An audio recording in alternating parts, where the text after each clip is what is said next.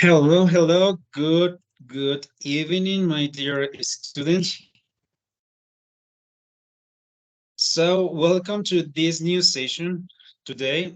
Remember that today we have the session number 8. Día de hoy vamos a trabajar o vamos a comenzar lo que es la sesión número 8. ¿Listo? Por lo tanto, la sesión número 8, por lo tanto vamos a trabajar con el worksheet 4.8 para el día de hoy.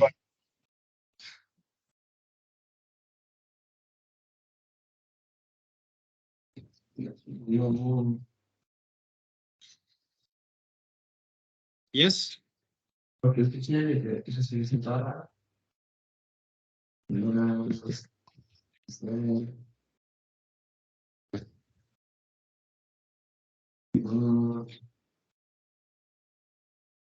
Lo siento, Arturo, no logro entender lo que dices.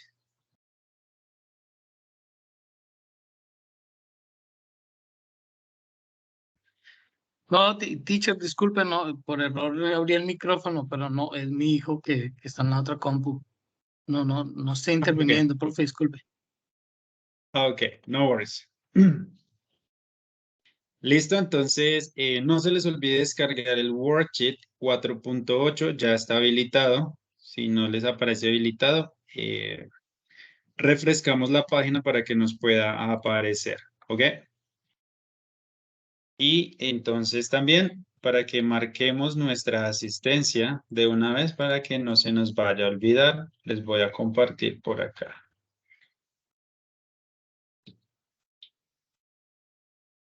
Listo. Para esta sesión tenemos un tema que es SQL o SQLite, ¿sí? Este es el tema que tenemos para el día de hoy. Mi pregunta es, ¿alguno de pronto conoce sobre esto? ¿Para qué se utiliza? Tiene que ver con SQL, eso sí, se llama SQLite o SQLite, pero no sé, de pronto alguien ha trabajado, ha utilizado esta herramienta o conoce algo sobre esta.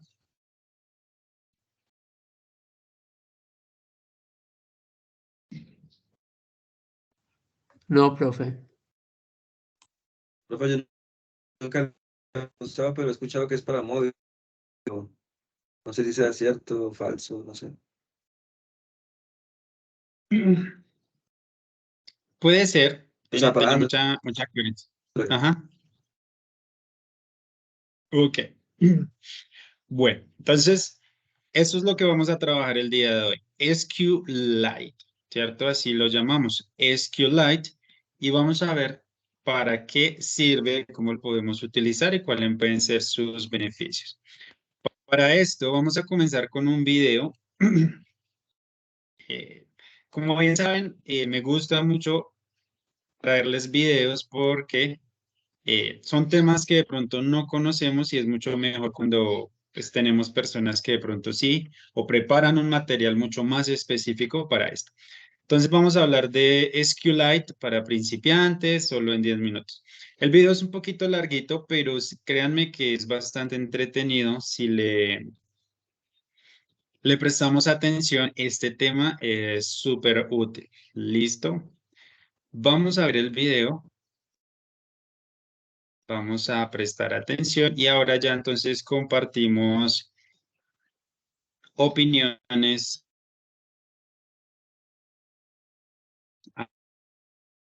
El video está en español, lo cual es una ventaja, ¿cierto? De pronto no hay que hacer un esfuerzo o no es tan desgastante ver el video, solo prestar atención, ¿cierto? Escuchar y tomar apuntes si es necesario. Entonces, vamos.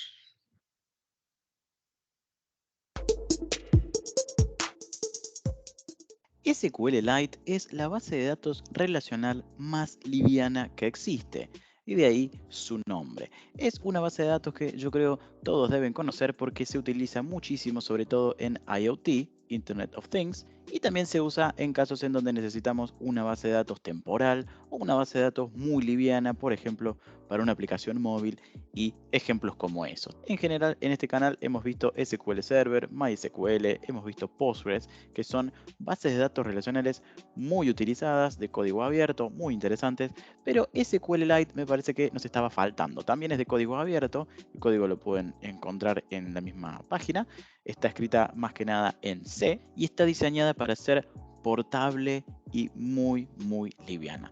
Vamos a ver básicamente dos cosas. Primero vamos a instalar la base de datos, que en realidad no es un instalador, sino que es un archivo. Ejecutando ese archivo ya vamos a tener acceso a la base de datos. Y también vamos a ver SQLite Studio para aquellos a los cuales la consola no les resulte lo más amigable del mundo. También está esta opción, que es una aplicación portable, tampoco hay que instalar nada y es muy liviana. Así que vamos a ello, así lo vemos rápido. Aquí en la página, como pueden ver, es una página que se ha quedado un poco en el tiempo, pero no creo que les haga falta mucho más realmente. Vamos a ir a la sección de download y aquí van a... Primero que nada, aquí tienen el código fuente, ¿sí? Pueden directamente descargárselo en un zip o en un tar.gz si están trabajando con Linux, y también tienen la documentación. Pero lo que nos importa a la hora de ejecutar la base de datos y de trabajar directamente con ella es este sector de los binarios precompilados. Fíjense que aquí tenemos muchas opciones, una para Android, macOS, Linux y varias para Windows. La que vamos a elegir, en este caso estoy ejecutando SQLite sobre Windows, así que voy a elegir esta versión de aquí abajo, SQLite Tools, porque esta viene, como puede ver aquí, con la consola de comandos, ¿sí? Con el CLI, de modo tal que vamos a poder interactuar con la base de datos a través de la consola. Y también viene con dos aplicaciones más que no vamos a ver en este video, pero que también son ejecutables, son portables, que no hay que instalar. Si estás en otro sistema operativo, acá tenés las otras dos versiones, Linux y Mac OS. Es exactamente lo mismo. Así que vamos a descargarlo. Fíjense, pesa 1.8 megas, ¿sí? No pesa nada. Y una vez descargado, lo voy a mover al escritorio. Voy a venir aquí y lo voy a mover al escritorio. Vamos a trabajarlo directamente desde aquí. Voy a extraer esto. Y lo que quiero que vean es lo poquito que esto es, ¿sí? Por eso es que es la base de datos más liviana. Esto es todo. De hecho, SQLite 3.exe, fíjense, pesa 1 mega y esto es el servidor de base de datos. Así que hacemos doble clic aquí, SQLite 3, y esa es la terminal. Acá lo importante es entender que así como está, ¿sí? Esta terminal que hemos abierto, nos presenta una base de datos en memoria, ¿sí? Aquí está en rojo, bien claro. ¿Qué significa esto? Que todos los cambios que hagamos aquí no van a persistir, ¿sí? Se van a perder una vez que la terminal se cierre. Si queremos persistir la base de datos, los cambios que hagamos, entonces tenemos que escribirlo en un archivo. Y aquí nos sugiere que utilicemos use.open y a continuación el archivo. Así que voy a escribir, por ejemplo, OpenTestDB. Y que pasado ha creado un archivo, fíjense, de 0K llamado TestDB. Ahí es en donde va a guardar la base de datos. Ahora,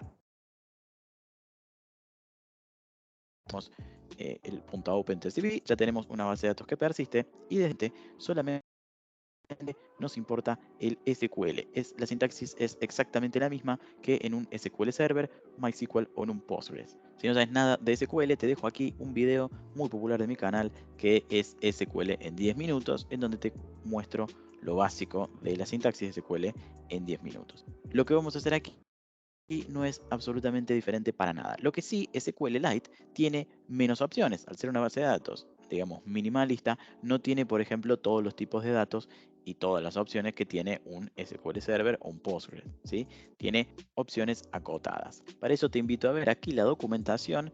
Tiene un apartado SQL Syntax, en donde repasa la sintaxis de SQLite y todas las cosas que podemos y que no podemos hacer.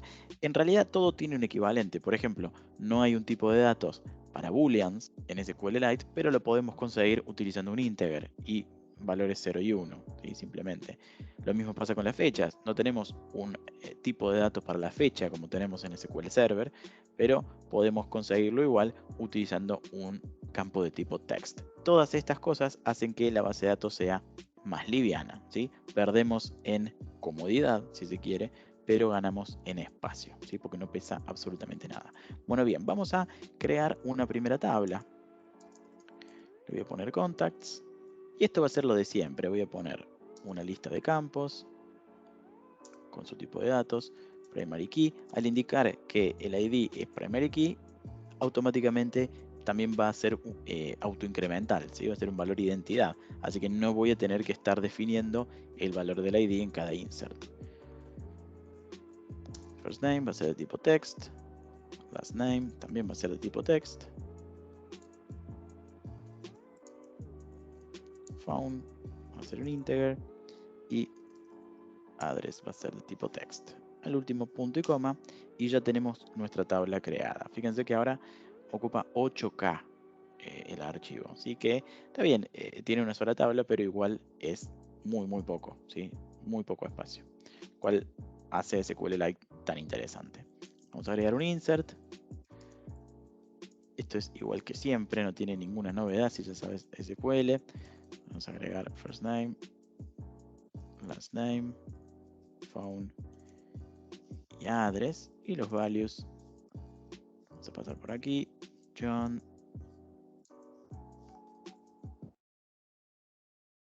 Lennon, por ejemplo. El teléfono vamos a poner cualquiera. Y la dirección le vamos a poner 9 Palo Alto Street. También punto y coma. ¿Qué me falta aquí? Me falta especificar la tabla. Insert into contacts. Vamos a agrandar la terminal un poco. Ahí está, ahora sí. Y vamos a agregar también algunos más. Vamos a agregar John Wick con otro número de teléfono.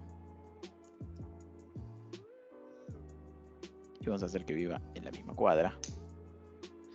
Y por último vamos a agregar Mark Zack. Y le vamos a poner cualquier número de teléfono y le vamos a poner que vive en Ocean Street 10. Bien, tengo entonces 3 contactos ya agregados en mi tabla. Vamos a comprobar si ahora hacemos un select asterisco from contacts, punto y coma. Ahí tenemos los 3 valores, ¿sí? Fíjense que no será lo más bonito, ¿sí? No se verá como se ven, por ejemplo, las consolas de otras bases de datos, como MySQL, por ejemplo, pero tenemos todo lo que nos hace falta. Tenemos una base de datos con 3 registros que pesa 8K. Y también podemos hacer lo habitual, ¿sí? Podemos hacer un, por ejemplo, asterisco from contacts, podemos ordenar, order by, last name, vamos a ordenarlo así, ascendente o descendente, por ejemplo. Sí, podemos hacer lo habitual que haríamos con cualquier base de datos SQL. También podemos filtrar usando el where, por ejemplo, where last name sea igual a Zack, punto y coma. Ahí está. O cuando first name sea igual a John, que nos tiene que devolver más de un valor. Ahí está. Bien. Exactamente lo mismo que haríamos con cualquier base de datos. Y esto dijimos que persistía. Por lo tanto, si ahora hacemos .exit.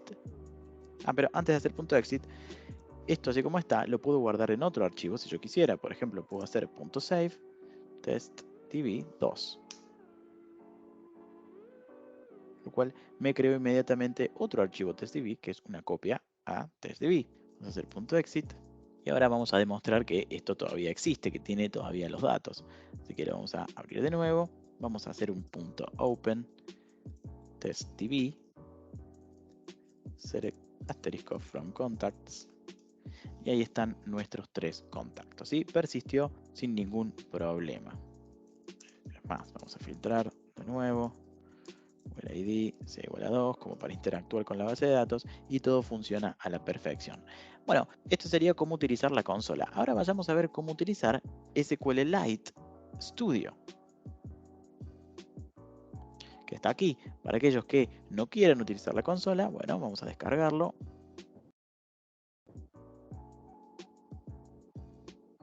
SQLite Studio pesa 20 megas. También lo vamos a traer al escritorio.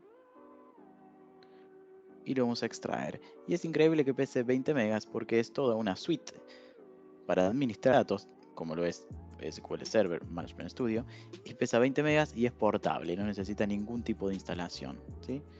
Ahí está, una vez descargado el directorio, hacemos clic en sqlitestudio.exe. Voy a cerrar la consola porque no me hace falta. Y aquí tenemos algo que se ve mucho más familiar, ¿sí? A quienes están acostumbrados a trabajar directamente fuera de la terminal y con un administrador de base de datos. ¿Cómo utilizar la base de datos? Muy sencillo. Aquí tenemos en Database, Add a Database, y aquí vamos a poder elegir el archivo. Por lo tanto, voy a ir a mi escritorio. Estaba aquí en Tools. Voy a poner All Files, porque yo no le puse lo hecho, pero la verdad es que ni siquiera eso interesa, no importa la extensión de la base de datos. Le damos OK. Y ahí está, ¿sí? Acá aparece mi base de datos con mi única tabla contacts, la cual tiene aquí todas las columnas. Puedo también, obviamente, agregar columnas, crear índices. Puedo hacer todo lo que puedo hacer con datos como cualquier otro. Y aquí tengo New Query, en el cual voy a poder hacer, por ejemplo, un select asterisco from contacts. No sé. Records, ¿sí? Mis 3 registros de contactos. En resumen, SQLite Studio es una base de datos multiuso, se usa muchísimo, por más que no tenga tanta publicidad como otras, y me parece importante que como programador o programadora la tengas presente en tu caja de herramientas. Déjame en comentarios qué te pareció este video, si te gustó, llega también a otra gente, se puede compartir un poco. Si todavía no lo hiciste, suscribirte. All right, my friends. Como les dije, sé que el video era un poco extenso, pero digamos que era bastante también, digamos que directo al punto para entender mejor este tema. Quisiera escuchar entonces qué sensación nos deja esta herramienta, qué opinamos al respecto.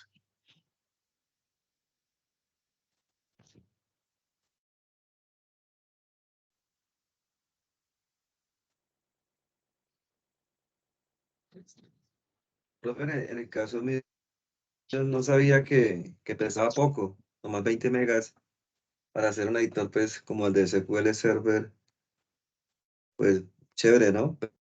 Pero digamos que tampoco sabía que se podía manejar por consola. Digamos que en el caso mío, pues yo he hecho código en SQL Server, ¿no? A veces apoya uno con la interfaz gráfica del editor, del entorno ese de SQL Server. Pero sí, está chévere. No lo conocí. Buenas noches, ¿me escuchan? Sí, sí, te escuchamos.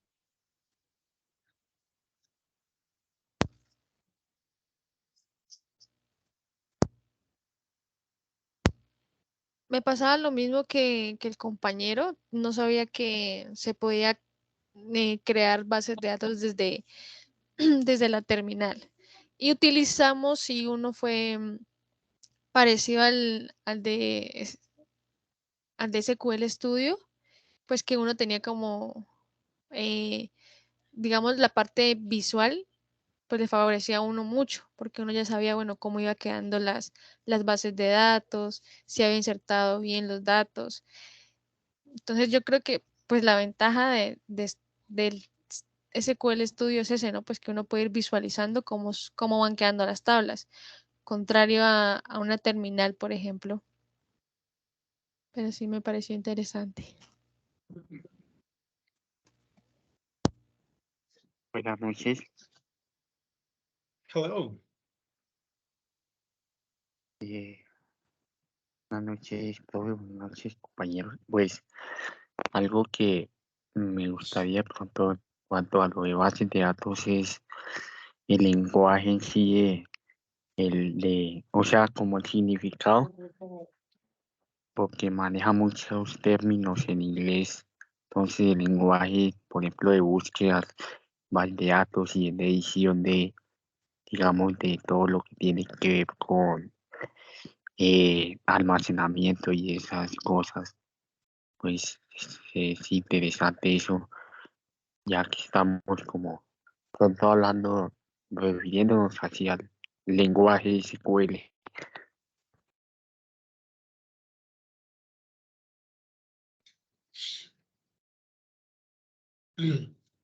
Exacto. Digamos que entonces tiene cosas muy interesantes, aunque digamos que esto sería más para aplicaciones móviles o cosas más bien sencillas que no requieran una base de datos tan complicada.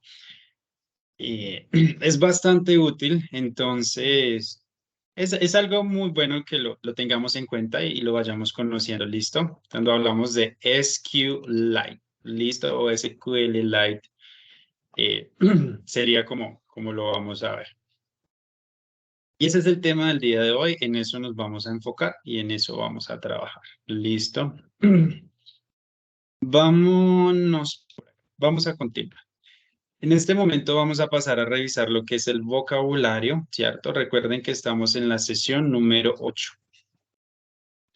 Acá nos vamos a encontrar con un ejercicio que se llama SQLite Vocabulary. Vamos a ingresar, dice que tenemos 2 intentos, Sin embargo, antes de hacer este ejercicio, yo les voy a ayudar a revisar, ¿listo? ¿Qué es lo que debemos hacer? Nosotros tenemos la definición. Tenemos una definición y nosotros debemos arrastrar cada uno de los términos a la definición correspondiente. ¿Listo? Eso es lo que debemos hacer. Yo los estoy moviendo sin prestar atención a nada. No es que así deben quedar. ¿Listo? Lo que voy a hacer es que vamos a revisar uno por uno los términos. Tenemos a relational database. Esto ya lo hemos trabajado, ¿cierto? Ya sabemos lo que es una base de datos relacional. Ya lo vimos y pues yo creo que no hay que enfatizar mucho. Después tenemos algo que dice a sandbox. ¿Alguien sabe qué significa esto de sandbox? ¿Para qué sirve? ¿Para qué lo podemos utilizar?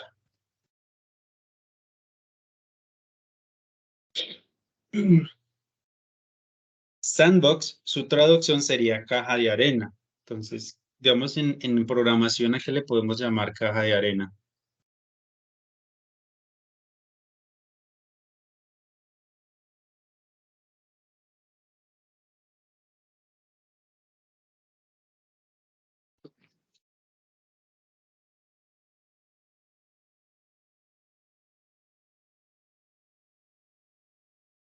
Profe, no sé si es una máquina virtual, como el VirtualBox. Puede estar por ahí.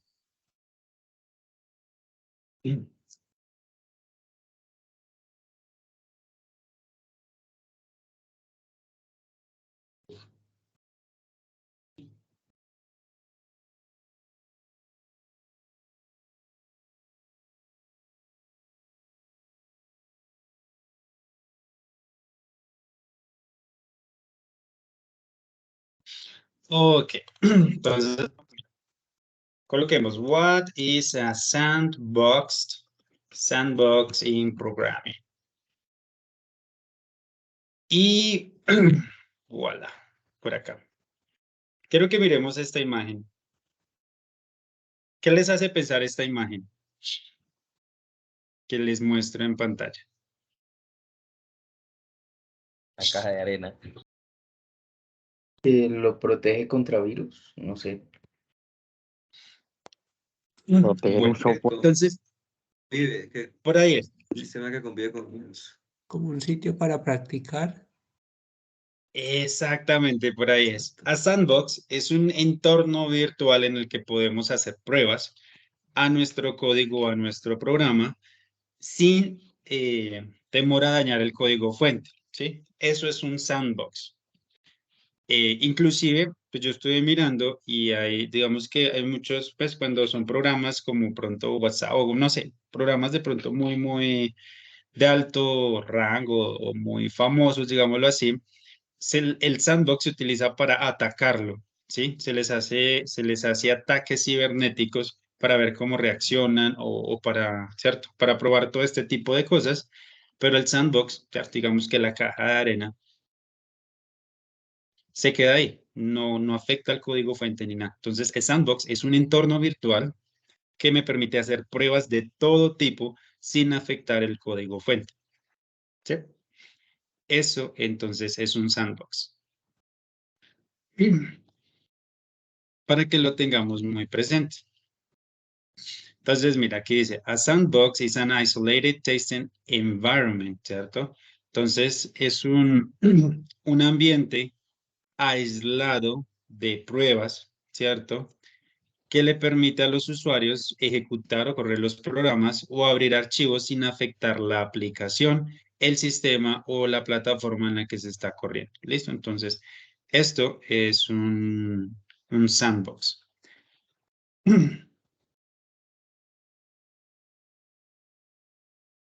Cybersecurity professionals use sandboxes to test potentially malicious software.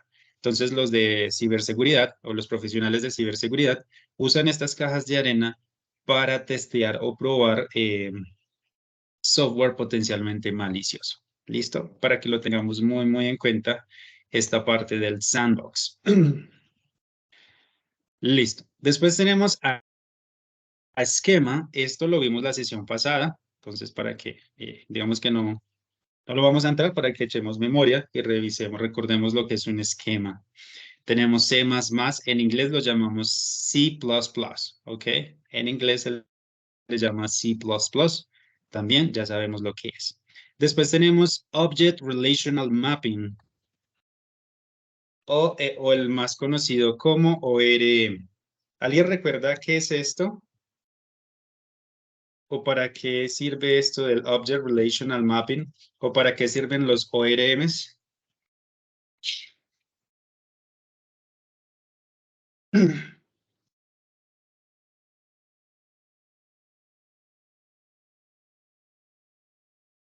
Eso nos facilita mucho la vida al momento de echar código. Lo que tengo entendido es que un framework que básicamente por líneas de código crea la base de datos, hace como todo el CRUD desde el backend.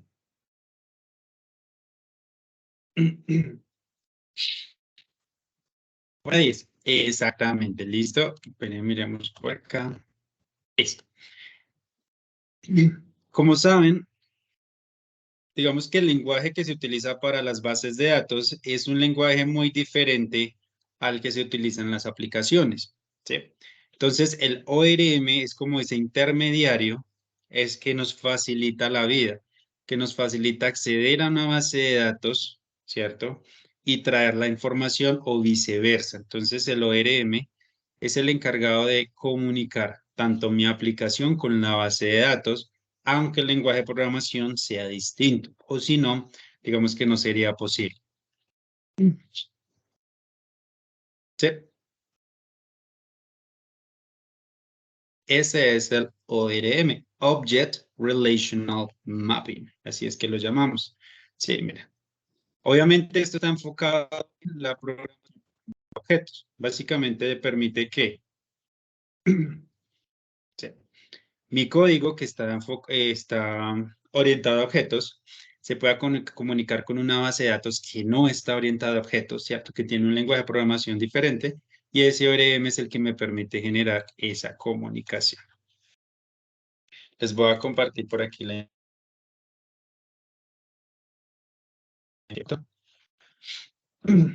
la tengamos a la mano. Ok, entonces, sigamos. Entonces ya revisamos lo que es un sandbox, ¿cierto? Y el Object Relational Mapping. Después tenemos Xamarin. La misma pregunta. ¿Alguien sabe qué es Xamarin?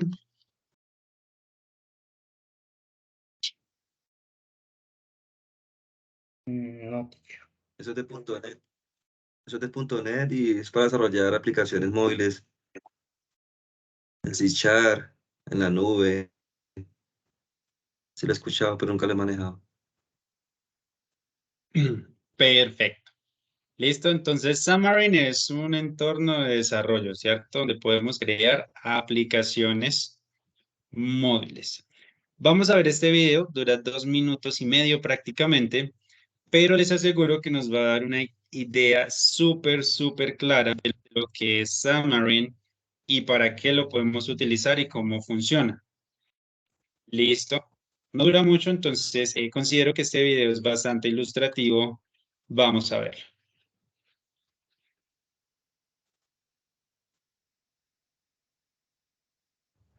Welcome, everybody. Thanks so much for joining us for Xamarin 101. My name is Brandon Minnick. My name is Matt Soka. And we work on the Cloud Advocate team here at Microsoft. Today in this series, we're going to be talking about what is Xamarin and help you create your very first Xamarin app. So what Xamarin is, it's Microsoft's technology for creating 100% native mobile applications. Now we're talking about iOS applications, Android applications, and UWP applications. And these are 100% native. But even better is that you get to use .NET and C# to create these apps. And getting even better is that you could create a shared logic between them all. So you're creating your application to share it between all three apps. That's right, and we're not just talking about iPhone apps and Android phone apps. Because Xamarin is totally native, and because Xamarin gives us access to 100% of the native APIs, we can also create Apple TV apps.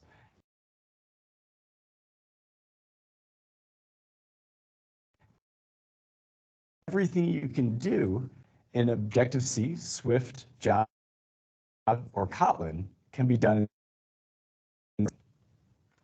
So we're using our mobile applications. And as I mentioned, we have that shared logic layer where we have our business logic shared across all three platforms. But all three platforms are a little bit different.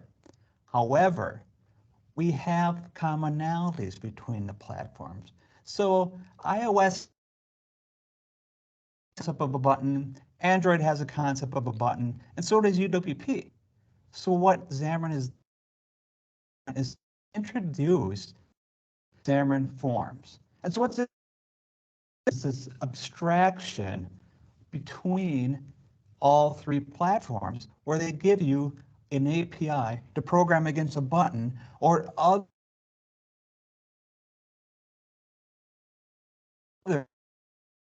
Write that code. We can do it on both PC and Mac with Visual Studio and Visual Studio for Mac. And the best part is the code works the same on both. So that same code that you write on the PC will work just the same on the Mac. So let's take a quick review of what Xamarin is. So Xamarin is Microsoft's mobile technology for creating iOS, Android, and UWP apps. And with Xamarin Forms, we can share even more code between those platforms by only having to write the UI once. And you do this using Visual Studio, whether you're on the PC or on the Mac. Thanks so much for joining us. Stay tuned for our next video where we teach you how to. Ok, entonces miren que para las personas que digamos que se están enfocando en este ciclo en las aplicaciones móviles, Xamarin es una gran opción de trabajar, de revisar, explorar. No les puedo asegurar o decir qué tan bueno, qué tan malo, qué tan, no sé, qué tan confiable, óptimo sea, pero es una opción. Sobre todo, pues tenemos un multiplataforma de que, por ejemplo, en Android, pues solo para Android y otros pues van a estar enfocados. Este permite pues una diversificación sin necesidad de estar reescribiendo. Miren que dice que una misma lógica puede servir tanto para iOS como para Android o el entorno pues de Windows. Puede ser una gran opción. Digamos que cada uno decide, ¿cierto?, por dónde se enfoca. Ok, sigamos. Después tenemos otro término que se llama wrapper. Este término de wrapper es bastante interesante y complejo a la vez. Esto es, he leído y he visto, lo utilizan muchos programadores un poco más experimentados. Yo les tengo este artículo donde hablan sobre qué es un wrapper. Se pronuncia, la W no se pronuncia, ¿listo? Se dice wrapper, wrapper. Miremos, dice, ¿qué es un wrapper en programación? La palabra inglesa wrapper designa un embalaje o envoltorio. En el contexto del software, este término hace referencia a programas o códigos que rodean otros componentes de programa. Los wrappers pueden utilizarse por diversos motivos. A menudo se usan para mejorar la compatibilidad o interoperabilidad entre diferentes estructuras de software o para poder representar algo a nivel visual. Vamos a ver por acá algunos ejemplos. Por ejemplo, un ejemplo para las bases de datos. Como estamos hablando de una base de datos, dice que se utilizan wrappers para acceder a bases de datos. Por norma general, las bases de datos de diferentes fabricantes apenas pueden utilizarse conjuntamente debido a problemas de compatibilidad entre las diferentes tablas de datos, consultas o lenguajes de consulta. En estos casos, los wrappers también pueden ser de gran utilidad. Los wrappers de todo tipo tratan de reconocer las inconsistencias existentes entre diferentes interfaces de software y de rodearlas o, bueno, envolverlas. Un ejemplo clásico de un wrapper es la Java Database Connectivity, una interfaz de bases de datos de la plataforma Oracle Java. En su fusión de wrapper, la JDBC permite acceder a bases de datos relacionales de diferentes proveedores. Esta establece la conexión con las diferentes bases de datos a través de controladores especiales. Las consultas SQL de los programas se dirigen exclusivamente a la JDBC y no a las bases de datos propias. La JDBC convierte las consultas al lenguaje de consulta empleado por la base de datos en cuestión y devuelve el resultado en un formato compatible con Java. De esta manera, el programa que realiza la consulta siempre obtiene los datos en un formato homogéneo, independientemente de la base de datos que emplea. Sí. Entonces, esto es un wrapper. Se utiliza, por ejemplo, en la programación orientada a objetos. Tenemos wrappers para diseñar documentos HTML.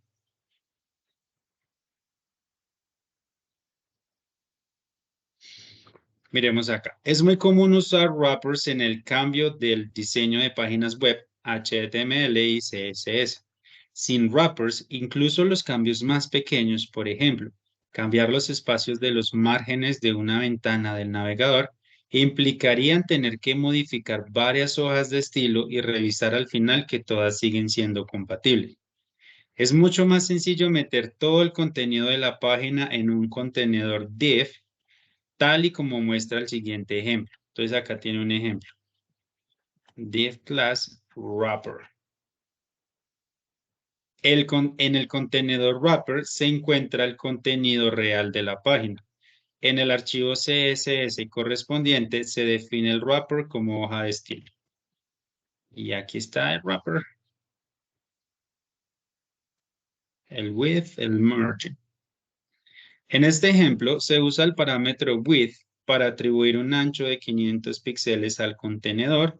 Los márgenes superior e inferior se fijan mediante el parámetro margin a un valor de 25 píxeles. Los márgenes izquierdo y derecho derivan automáticamente el ancho de la ventana del navegador y el ancho del contenedor. Basta con modificar el wrapper para modificar los márgenes laterales de la página sin necesidad de intervenir más en el código HTML o CSS. Bueno, Ustedes que son los más experimentados, ¿qué opinan acerca de este wrapper? Si logramos como de pronto tener en cuenta para qué sirven los wrappers o no.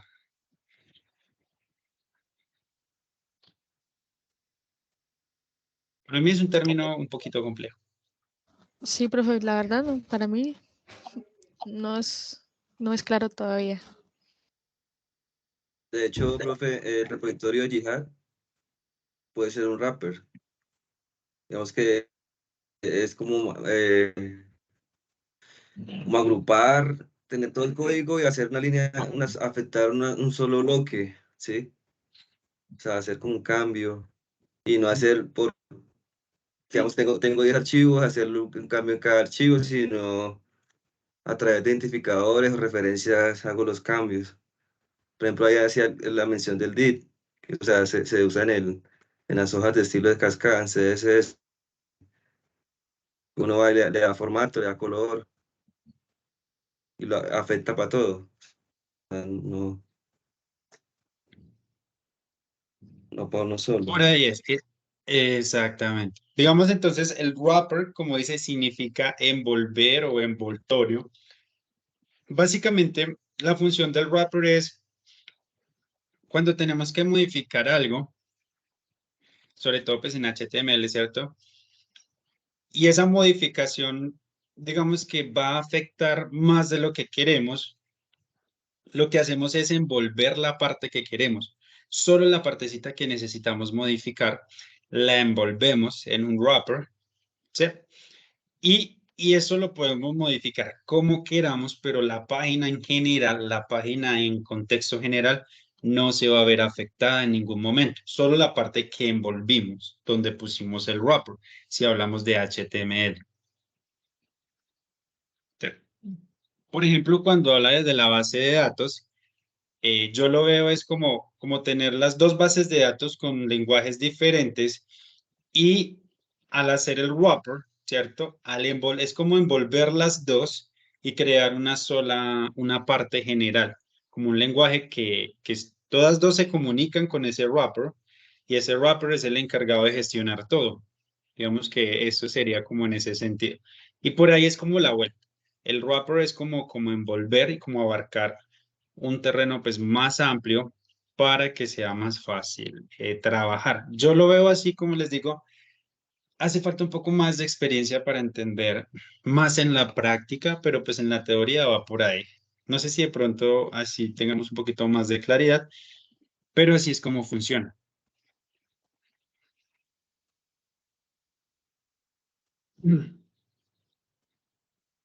De igual forma, les compartí este link, ¿cierto? Para que lo tengan entonces ahí a la mano y lo puedan utilizar. Sobre todo de pronto revisar. Listo. Y pues básicamente estos eran los términos que no hemos visto y que son complejos, ¿cierto? El API ya lo vimos, el snippet también lo vimos anteriormente. El wrapper, pues lo acabamos de explicar, el Xamarin Object Relational Mapping o el ORM, ¿cierto? El C++ o el C++, a Schema, a Sandbox and a Relational Database. ¿Tenemos alguna pregunta o quisiéramos enfatizar en alguno de los términos antes de pasar a realizar el ejercicio? Profe, Snippet hace referencia como a un fragmento. Ujú, ¿Sí? Ok. exactamente. Ajá. El snippet, recuerden que es un fragmento de un código, pero no es un fragmento cualquiera, es un fragmento de un código que es útil, o sea, que se podría llegar a reutilizar si es necesario. No es que yo partí y saqué un pedazo de un código a como cayó, no, simplemente es un pedazo de código funcional que se podría llegar a utilizar. Eso es el snippet.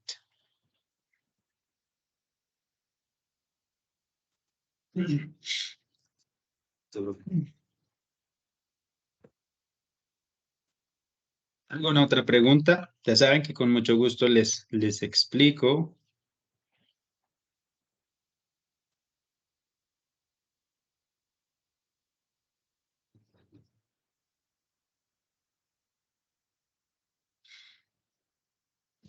Ok.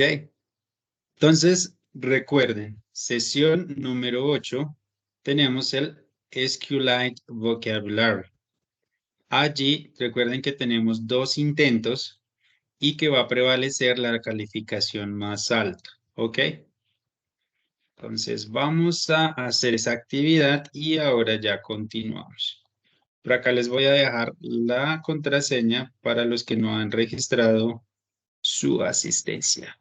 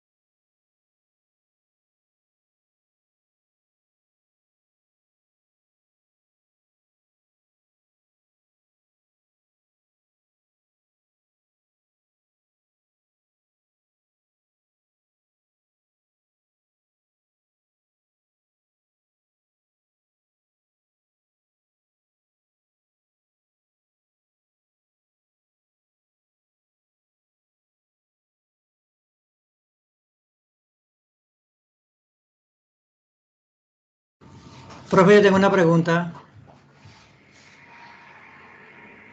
Profe, Señor,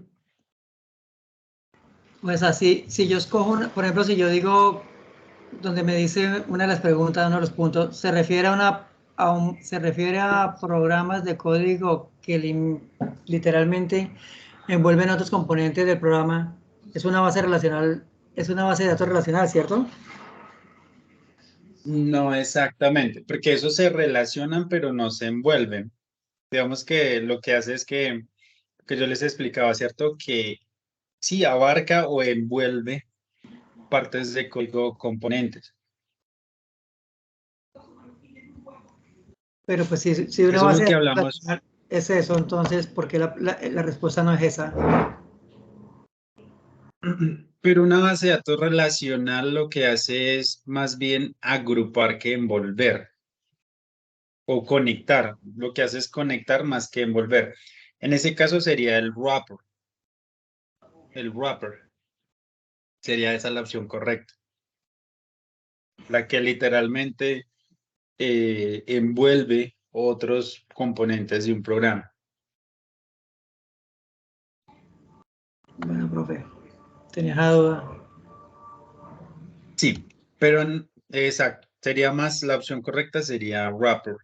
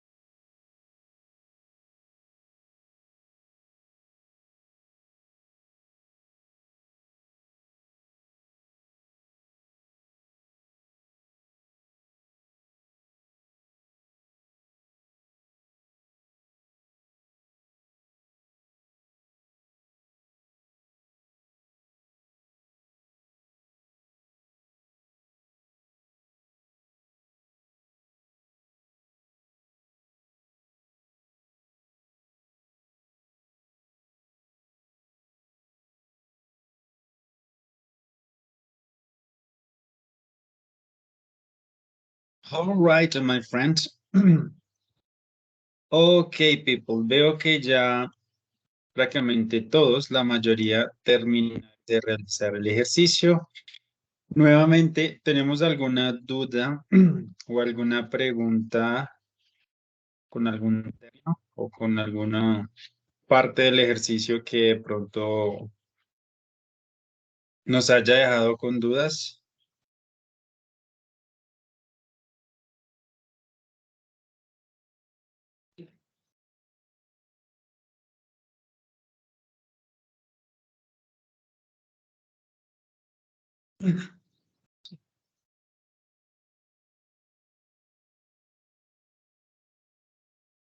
All right.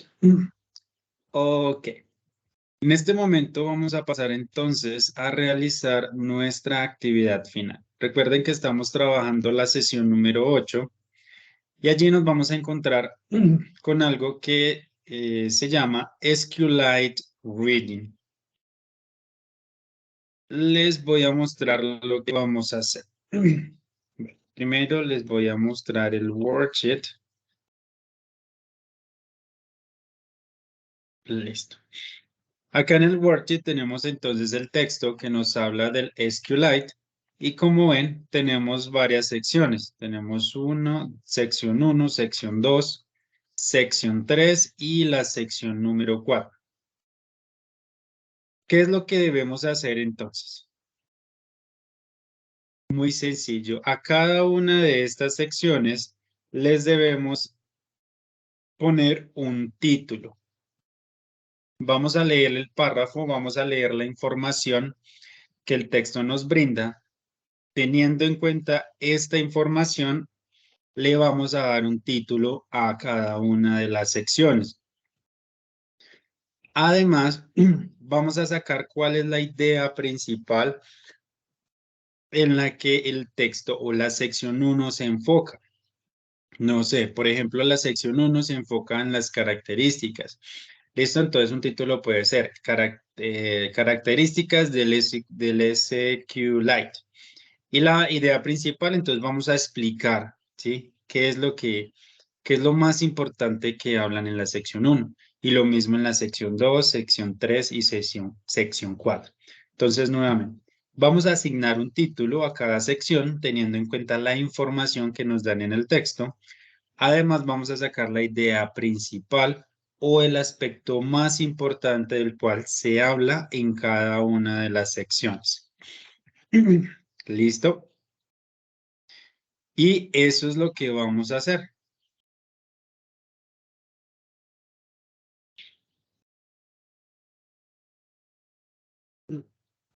¿Preguntas, dudas con esta actividad? Profe, sí, pero regalen un momentico que para terminar esta otra que me falta un punto. Es que no le puse cuidado a Claro lo que que sí. está diciendo. Profe, qué pena, ¿usted me puede hacer un favor? Claro. Lo que pasa es que pues tengo problemas con mi Office y me tocó desinstalarlo. Entonces, pues mientras se instala y todo eso, ¿será que usted puede enviar un pantallazo de la lectura aquí al chat o al grupo en WhatsApp? Of course. Claro que sí. Vale, profe, gracias. Dale. Vámonos por acá. Una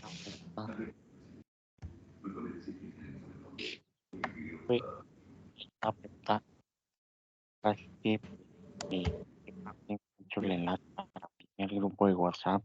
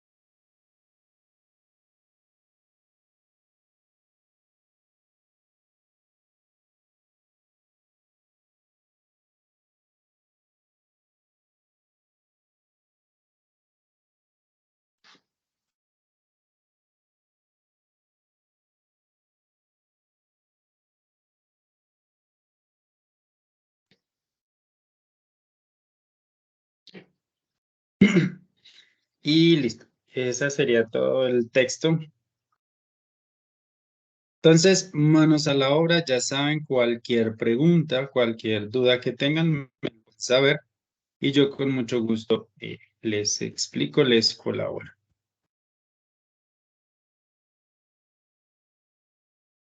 Profe, una pregunta. ¿Sí? ¿Puede volver a repetir ese segundo punto de la segunda evaluación, profe? Qué pena. Dime. ¿Me puede hacer un favor? ¿Me repite lo que sigue? O sea, ¿qué es lo que vamos a hacer en ese punto a responder? Claro que sí. Primero, pues vamos a hacer la lectura, ¿cierto? En el texto tenemos varias secciones, ¿cierto? Dice sección 1, sección 2, sección 3.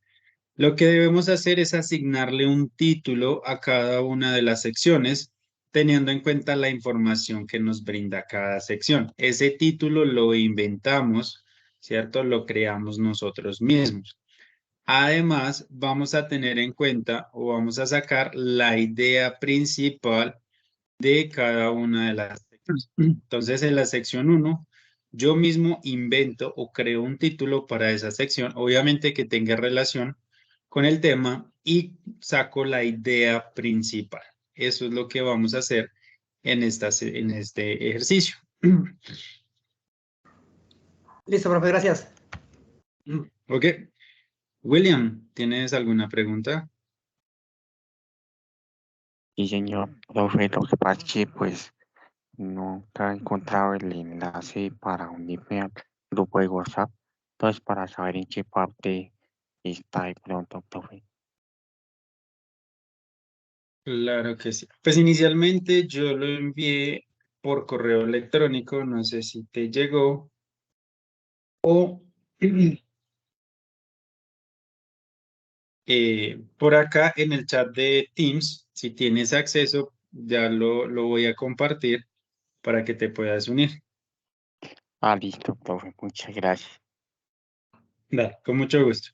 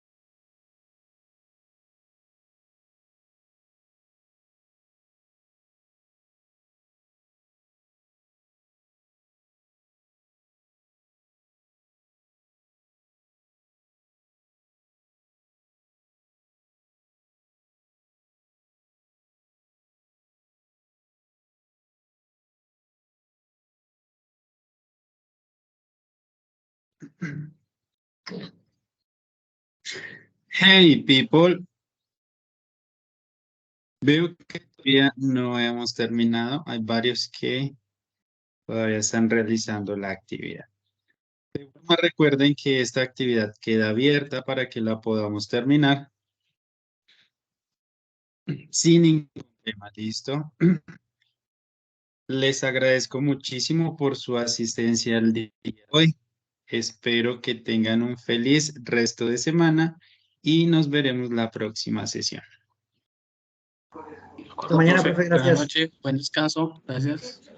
Thank you very much. Listo, profe. Luego, profe, gracias. All right, so bye bye to everyone.